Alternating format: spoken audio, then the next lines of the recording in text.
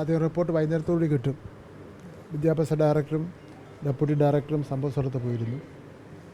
ഇനി പലരുമായിട്ടും ഒരു അന്വേഷണം നടത്തേണ്ടതായിട്ടുണ്ട്. എന്തായാലും വളരെ ഗൗരവത്തോടു കൂടി തന്നെയാണ് കാര്യങ്ങൾ കൈകാര്യം ചെയ്യാൻ തീരുമാനിച്ചിട്ടുള്ളത്.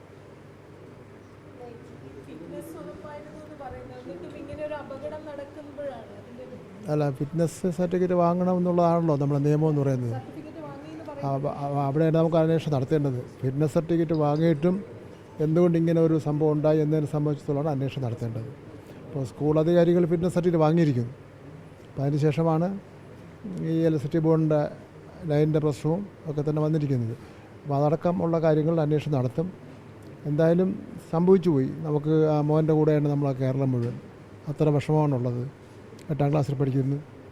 അവൻ പിന്നെ വേറൊരു കുട്ടിയെ സഹായിക്കാൻ വേണ്ടിയാണ് മുകളിൽ കയറിയത്. അത്ര ആ നിലയിൽ മനസ്സുള്ളവനാണ്. അപ്പോൾ അവൻ്റെ അമ്മയുടെ സ്ഥലത്തില്ല. അപ്പോൾ പിന്നെ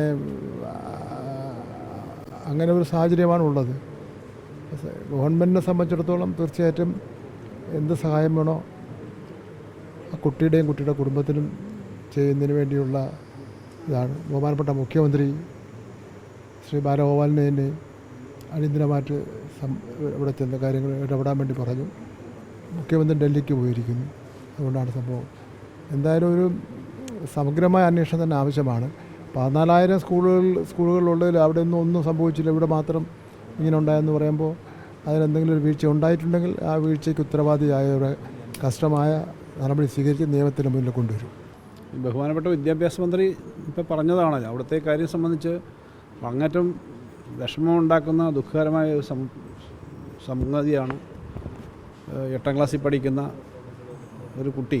അപ്പോൾ അത് കളിക്കുന്നതിൻ്റെ ഭാഗമായി അവിടെ കയറി കൂട്ടുകാരുടെ ചെരുപ്പ് പോയിട്ട് അവിടെ എടുക്കാൻ പോയെന്നാണ് ഞാൻ ആ വീഡിയോ കണ്ടു. ഇങ്ങനെയുണ്ടായ വളരെ സങ്കടകരമാണ്, ദുഃഖകരമാണ്. ശക്തമായ അന്വേഷണം നടത്തും.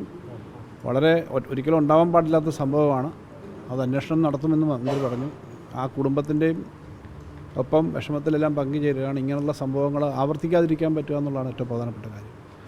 ഒരാൾക്കും അതിനകത്ത് വേറെ ഇപ്പോൾ അതിൻ്റെ കാര്യങ്ങളെ പറ്റിയില്ല. ഇപ്പോൾ നമ്മളിപ്പോൾ പോസ്റ്റ്മോർട്ടം നടക്കുന്ന സ്ഥലത്ത് ഇരിക്കുകയാണ്. അപ്പോൾ അതുകൊണ്ട് വേറെ കാര്യങ്ങളൊന്നും ഇപ്പോൾ പറയുന്നില്ല.